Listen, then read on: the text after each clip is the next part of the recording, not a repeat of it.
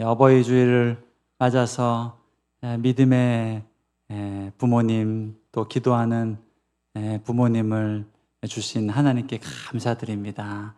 오늘의 내가 있는 것은 우리 어머님, 아버님의 기도와 또 예배 덕분입니다. 또 이곳에 계신 모든 분들, 우리 자녀들에게 믿음의 기도의 유업을 남기는 저와 여러분 될 수 있길 축복합니다.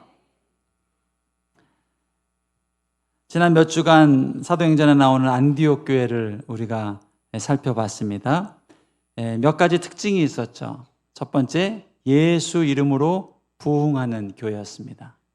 예수를 말하고 또 예수를 믿고 예수를 전하고 예수 이름으로 나아가는데 교회가 부흥을 합니다. 어둠이 떠나가고요, 기쁨이 샘솟고요, 분열이 사라지고 하는 축복을 경험합니다. 두 번째, 양육을 통해 성장하는 교회였습니다. 귀한 양육자 바나바와 바울이 안디옥 교회에 있었습니다. 그리고 말씀을 가르쳐주고 또 해석해주고 또 권면해줍니다. 그를 통해서 성도들이 굳건한 신앙인으로 성장해 갔습니다. 저는 이 양육의 축복이 상주교회에 일어날 줄로 믿습니다. 여러분 한 분 한 분이 그런 양육자가 되기를 바랍니다. 가르칠 수 있고 또 말씀을 전할 수 있고, 예배 한 번으로요 일주일간의 삶에 승리하기가 쉽지 않습니다. 상황마다 사람마다 각각 그에 따른 문제가 있고요, 사탄의 공격이 있고요, 또 넘어뜨리려는 계계들이 있단 말이에요. 그때마다 이거는 이렇게 기도하면 되는 거야. 이 문제는 이런 식으로 말씀을 묵상하면 돼. 이 상황에서 너에게 필요한 말씀은 이 말씀이야 하고 가르칠 수 있어야 돼요. 여러분 그런 양육자들 될 수 있길 축복합니다. 양육자는요, 이게 보여야 됩니다. 절망한 성도들의 상황에 그냥 함께 절망해 주는 걸로는 양육자가 될 수 없어요. 사랑하는 사람을 이별한 같이 마음 아파하는 정도라면은 양육자가 될 수 없어요. 그 절망과 그 문제 앞에서 길이 있단다. 길이, 소망의 길, 회복의 길, 또 빛의 길이 있단다 라고 이 대안을 가지고 있는 사람이 양육자예요. 이렇게 하면 돼. 그 상황에는 이런 주님의 사랑이 있어 하고 빛을 줄 수 있는 사람, 이게 양육자입니다. 양육자. 여러분 그런 양육자로 세워질 수 있길 축복합니다. 내 주변에 어떤 성도가 어떤 환난, 어떤 문제를 경험해도 마음속으로 저거 길이 있지, 길. 분명히 길이 있지. 저 상황에 해법이 있지, 해답이 있지 하고 웃을 수 있고 소망할 수 있는, 이게 양육자입니다. 양육자. 안디옥 교회는 이런 양육을 통해서 믿음이 성장해 갔습니다. 세 번째, 구제에 힘쓰는 교회였습니다. 본교회 예루살렘 교회가 위험에 빠지자 개척교회 안디옥 교회가 재정을 모아서 본교회를 도와줍니다. 이 구제에 앞장서는 교회입니다. 내가 남는 것으로 도와주는 거는요, 세상 사람들도 할 수 있는 겁니다.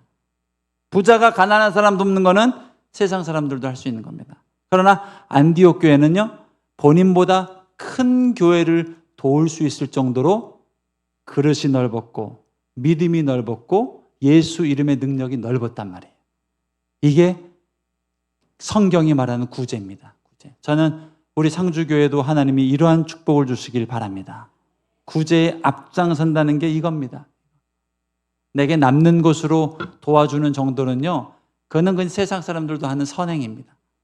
그러나 내가 가진 것 이상을 도울 수 있고, 나는 허름한 건물에서 예배드리는데 내가 돕는 교회는 엄청나게 좋은 자질로 지을 수 있도록 도와주고, 나는 허름한 집에서 사는데 내가 돕는 사람은 좋은 집 살 수 있도록 도와주고,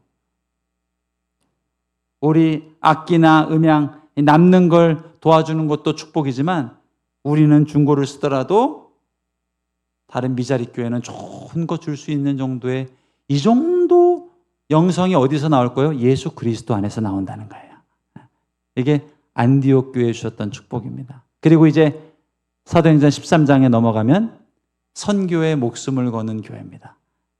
그게 안디옥 교회에 주신 축복이에요. 저는 안디옥 교회와 동일한 예수님을 믿고 있고 동일한 성령을 사모하고 동일한 말씀을 신뢰하며 나아가는 우리 교회에도 하나님께서 이 축복을 반드시 부어주실 줄로 믿습니다. 자, 교회가 이렇게 부흥하니까요, 사단 마귀가 가만두지 않죠. 헤롯 왕을 들어서 영적 지도자들을 처형합니다. 그게 사도행전 12장 2절부터 3절까지 말씀이었습니다. 요한의 형제 야고보를 칼로 죽이니 유대인들이 이 일을 기뻐하는 것을 보고 베드로도 잡으려 할세 때는 무교절 기간이라. 결국 사단 마귀의 교회를 향한 공격은 뭔가요? 죽음입니다. 죽음. 여러 가지 공격이 있겠지만요, 재정적 위기를 줄 수도 있고요. 그러나 그거 큰 위기 아닙니다. 어떤 경우 교회가 부끄러움을 당할 수도 있습니다. 그러나 큰 위기 아닙니다. 그러나 분열이 될 수 있습니다. 그러나 큰 위기 아닙니다. 가장 큰 사탄의 무기는 죽음입니다. 죽음. 너 이래도 믿을래? 너 이래도 예수님 믿을래? 죽음의 무기입니다. 우리 인생도 똑같습니다. 사단 마귀가 여러 가지 공격을 하지만 결국 제일 무서운 무기는 죽음입니다. 죽음을 가지고 우리를 위협한단 말이에요. 두렵게 한단 말이에요. 그런데 하나님이 가지고 계신 마귀를 향한 가장 강력한, 최고로 강력한 무기는 무엇인가? 부활입니다. 부활. 여러분, 부활의 능력이 여러분 안에 잉태되길 축복합니다. 죽음의 권세를 몰아낼 수 있는 능력, 어둠을 몰아낼 수 있는 능력, 이게 실제하는 부활의 능력입니다. 부활의 능력. 하나님의 축복이 여러 가지 있겠죠. 병고침의 축복도 있습니다. 오병이어의 축복도 있습니다. 관계 형통도 있습니다. 그러나 가장 강력한 하나님의 축복은 부활입니다. 부활의 능력. 그거를 내가 경험하고 내가 느끼게 될 때 진짜 세상을 이길 수 있는 힘과 능력을 경험하게 되는 거예요. 할렐루야! 이게 부활의 능력. 그러니까 딱 요약하면요, 마귀의 공격과 하나님의 승리, 영적 싸움을 보면 최고 마귀의 고기는 결국 죽음입니다. 죽음이라는 두려움이. 그러나 우리 주님이 주시는, 보호하시는 승리는 부활이라는 승리란 말이에요. 이 승리가, 이 살아있는 능력이 여러분 안에 다 잉태되길 주의 이름으로 축복합니다. 자, 죽음의 권세를 가지고 야고보를 죽이고 내친 김에 베드로 사도까지 죽이려 합니다. 5절 말씀입니다. 이에 베드로도 옥에 갇혔고 교회는 그를 위하여 간절히 하나님께 기도하더라.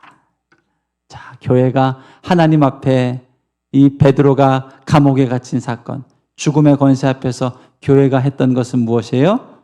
부활의 주님을 바라보며 기도에 힘썼다는 거예요. 기도. 여러분, 기도의 사람 되길 축복합니다. 기도의 영이 있어야 됩니다. 기도. 무슨 일을 만나든 기도라는 열쇠로 풀립니다. 풀어야 돼요. 어제 행복누리학교에서 서울대 견학을 갔습니다. 그래가지고 그 학교에서 사진도 찍고 또 기념품도 사고 또 학교 건물도 둘러보면서 여기가 우리 대한민국에서 최고 공부 잘하는 사람들이 모인다는 학교구나 보기도 하고 또 다니엘 같은 지혜로운 사람이 되도록 기도도 하고 그리고 거기서 교내 식당에서 밥도 먹고 그리고 다녀왔습니다. 그런데 여러분 서울대 하면 뭐니 해도 우리가 제일 잘 아는 상징물이 서울대 정문입니다. 정문 사진으로 한번 보여주세요. 서울대학교 정문이 이렇게 생겼습니다. 이렇게. 근데 이 서울대 정문의 의미가 무엇인지 아는 분 계셔요? 몇 분 있죠, 몇 분. 오늘 제가 이제 명확히 설명을 드릴게요. 요 앞에 시옷은요, 서울국립대학의 서울의 시옷입니다. 제가 서울대를 나오진 않았습니다. 그렇지만 어제 공부를 했어요. 그 다음에 저 오른쪽에 기역자. 기역자는 국립대학의 국립의 초성입니다. 기역. 그 다음에 그 옆에 디귿자는 뭐의 약올까요? 대학교의 디귿입니다. 서울국립대학교 해서 정문이 가리키는 거예요. 서울국립대학교. 그런데 여기에 숨은 한 가지 뜻이 더 있습니다. 이게 열쇠 모양을 닮았죠. 열쇠. 저 문을 지나서 딱 바로 앞에 가면 서울대 교훈이 있습니다. 교훈. 서울대학교의 교훈은 진리는 나의 빛입니다. 진리는 나의 빛. 그러면 요 열쇠가 상징하는 게 뭘까요? 서울대학이라는 열쇠. 이 서울대학교라는 국내 최고의 대학교라는 열쇠는 진리의 빛을 열 수 있다. 이걸 상징하는 거예요. 우리 서울대학교 오면 이 문을 통과하는 학생들은 진리를 열 수 있는 열쇠를 가진 거다. 그래서 열쇠 모양을 상징하는 거예요. 제가 오늘 이 기도에 대해서 묵상하면서 이 열쇠를 주목했습니다. 열쇠. 저 서울대학교는요, 진리의 문을 열 수 있는 열쇠가 서울대학교라고 얘기하고 있지만 하나님의 사람들에게는요, 고난을 열 수 있고 문제를 열 수 있고 진리를 열 수 있는 열쇠를 또 하나 황금 열쇠를 우리에게 주셨단 말이에요. 그게 무엇인가? 마태복음 16장 19절에 말하는 기도라는 열쇠란 말이다. 기도라는 열쇠. 마태복음 16장 19절을 보면 베드로에게 예수님께서 이렇게 말씀하고 계십니다.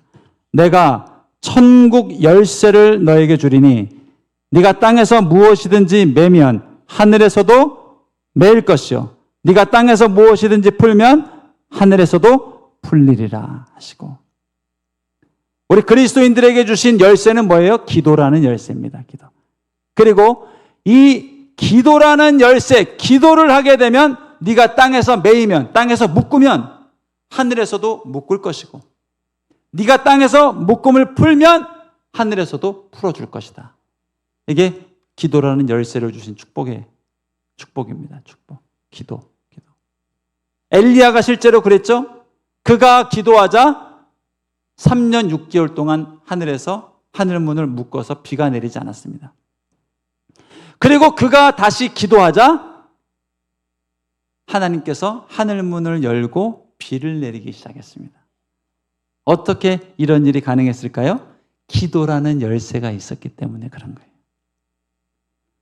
여러분, 엘리야는 예수님의 십자가를 목격한 사람이 아니라 구약의 사람입니다.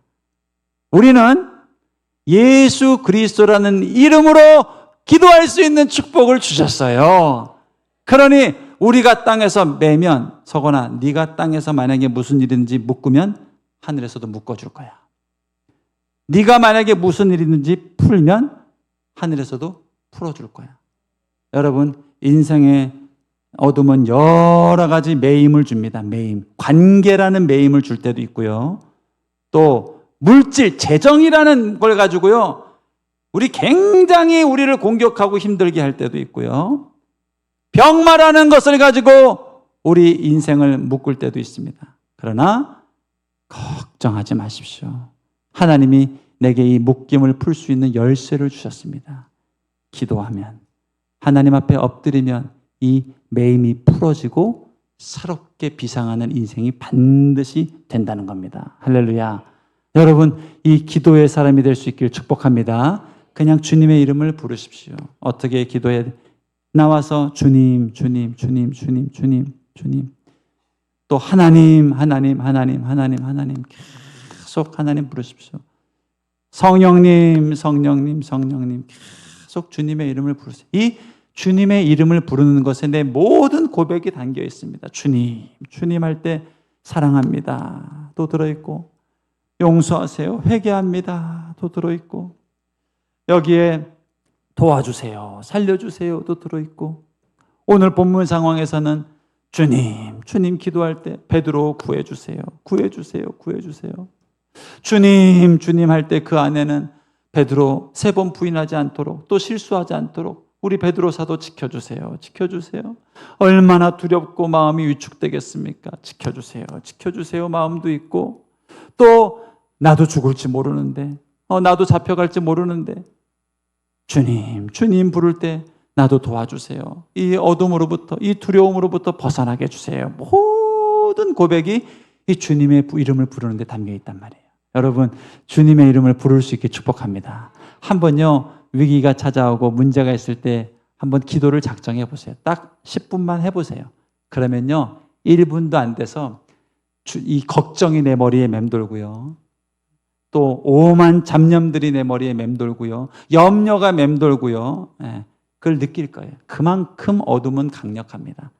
문제는 강력합니다. 그러나 잠깐 그 생각이 들었다가도 다시 주님, 주님, 주님, 주님, 여호와 이름을 부르고 주님의 이름을 부르는 것으로 내 마음을, 생각을 계속 모으다 보면 결국 내 삶을 주님이 다스리게 되고 통치하게 되고 성령 충만함을 허락하셔서 흠도 점도 머물지 않는 마음과 심령으로 나를 축복해 주신단 말이에요. 할렐루야. 이게 기도의 능력입니다. 여러분, 기도의 사람이 될 수 있게 축복합니다. 기도할 수 있습니다. 기도할 수 있습니다. 이 초대교회가요, 베드로가 감옥에 갇히자 그들이 엎드려 기도합니다. 그러자 놀라운 하나님의 역사가 나타납니다. 7절 말씀 볼까요? 7절.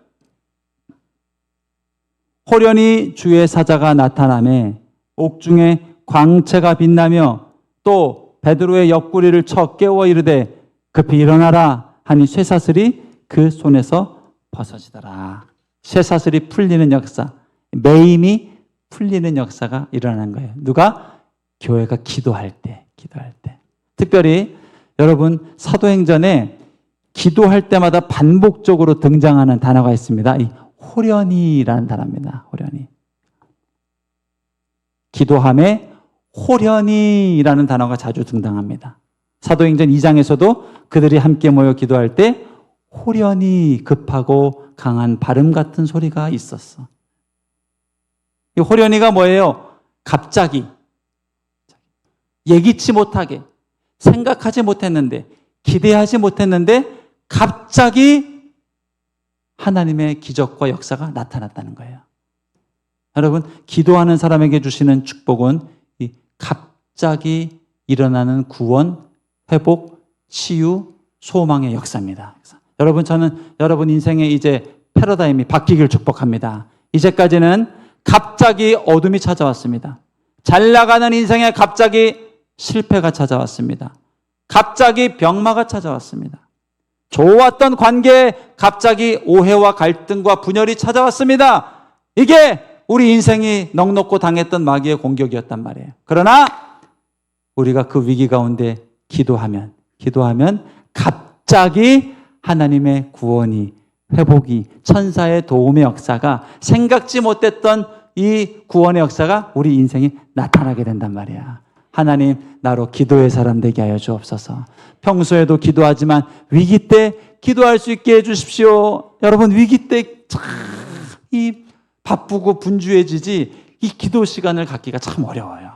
평소에 이 신앙생활하던 사람도 위기, 갑자기 병마 찾아오면요, 의사 선생님 찾아다니기 바쁘고, 또 암에 걸렸던 사람 만나서 물어보기 바쁘고 한데 막상 기도 시간을 확보하기가 힘들단 말이에요.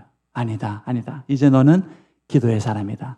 먼저 하나님 앞에 무릎 꿇고 기도하고 간절히 하나님의 뜻을 구하면 하나님이 회복하시는 역사를 경험하게 된단 말입니다. 여러분, 기도의 사람 될 수 있기를 축복합니다. 이 천사의 도움으로 베드로가 감옥에서 풀려나게 됩니다. 9절, 10절 말씀입니다. 베드로가 나와서 따라갈새 천사가 하는 것이 생시인 줄 알지 못하고 환상을 보는가 하니라. 이에 첫째와 둘째 파수를 지나 시내로 통한 쇠문에 이르니 문이 저절로 열리는지라. 나와서 한 거리를 지나매 천사가 곧 떠나더라. 감옥에서 풀려나게 됐어요. 매임에서 풀려나게 됐어요. 우리 인생에 얼마나 많은 매임들이 날마다 찾아오는지 모릅니다. 이 일을 하면, 이 만남, 이 사업, 이 계획 가운데 얼마나 많은 매임들이 찾아오는지 모릅니다. 그러나 그때마다 주님의 이름을 부르고 기도하면 매임이 풀어지는 역사를 경험한다는 거예요. 제 친구 목사가 있었습니다. 근데 목회를 한 12년, 3년 하면서 이 부부 관계에 큰 위기가 찾아왔습니다. 어느 날은 이제 그런 정도의 갈등과 어려움이 있는지 모르고 얘기를 나누는데, 서곤아, 내가 아내랑 대화를 안 한 지가 벌써 6개월이다 이 얘기를 하더라고요. 저는 소스라치게 놀랐습니다. 아내랑 집안에서 2, 3일만 얘기를 안 해도 막 지옥이 따로 없거든요. 근데 6개월을 그냥 지나치고요. 식사 거의 따로 하겠죠. 잠도 따로 자겠죠. 화장실 가다 만나면 놀래고 말 안 하고 또 그게 6개월이에요. 6개월. 얼마나 힘들까. 여러분, 가정이 선교지가 되면 안 되거든요. 이 가정은요, 안식처가 되고 쉘터가 돼야 됩니다. 세상에 믿지 않는 영혼들에게 복음을 전하고 우리가 나아가는 세상이 선교지 아닙니까? 근데 이 가정이 만약에 선교지가 되면 얼마나 영혼이 피폐하고 힘들겠습니까? 그래가지고 얘기를 나누는데, 제가 경험하고 있었던, 당시 은혜 받고 있었던 축복을 이 목사한테 나눠주고 싶었어요. 그래서 누구야, 새벽 기도를 좀 다시 시작해봐라, 이렇게 얘기를 했습니다. 했더니 하고 있대요. 이번 주도 새벽 예배 담당이어서 매주 나갔고 또 나간대요. 그거 섬겨야 돼서 섬기는 거 말고 새벽에 나와서 개인 기도 시간을 좀 가져봐라. 정말 이 문제는 하나님이 풀어주셔야 되는 거야. 근데 딱 그 좋은 친구가 그때 눈이 딱 이렇게 뜨이면서 그래, 그래야 되겠다. 나 기도 한번 해주라 하고 헤어졌습니다. 그리고 새벽마다 봉사 마치고 남아서 1시간씩 기도를 합니다. 딱 일주일 지나고 만났는데요, 얼굴이 엄청 폈습니다. 고맙다고. 딱 그때 그 말이 주의 음성으로 들려서 기도 시작했는데 마음에 자유함이 오고 소망이 오고 입간 문제 아무것도 아니다 해결해 주실 거라는 확신이 오고 마음에 힘이 나니까 집안일도 도울 수 있고 그렇다는 거예요. 여러분, 목회자도 기도를 잃어버릴 수 있는 게 어둠의 공격, 사단의 공격, 마귀의 공격입니다. 그러나 오늘 이 초대교회가 어떻게 승리했다고요? 베드로가 감옥에 갇혔습니다. 할 수 있는 일이 아무것도 없었습니다. 근데 기도했습니다. 기도. 도와주세요. 하나님 도와주세요. 도와주세요. 그리고 기도하자 천사가 나타나서 베드로를 끌어내서 다시 하나님 사역을 감당할 수 있도록 길을 열어주셨단 말이에요. 이게 기도하는 사람에게 주시는 축복입니다. 여러분, 이 자리에 계신 한 분 한 분 이 기도의 승리를 꼭 맛볼 수 있길 축복합니다. 끈질기게 따라다니는 어둠의 권세, 끈질기게 쫓아다니는 상처와 실패, 두려움들, 그 느껴질 때 주님 도와주세요. 새벽을 깨우고 또 예배 나와서 기도하고 하나님의 이름을 부르며 기도할 때 회복하시고 매임을 풀어주시는 이 역사를 꼭 경험할 수 있기를 주님의 이름으로 축복합니다. 우리 함께 기도하겠습니다. 하나님, 기도라는 무기를 내게 허락해 주셔서 감사합니다. 전에도 없고 이전에도 없었던 예수 이름으로 기도할 수 있는 이 축복을 내게 허락해 주셔서 감사합니다.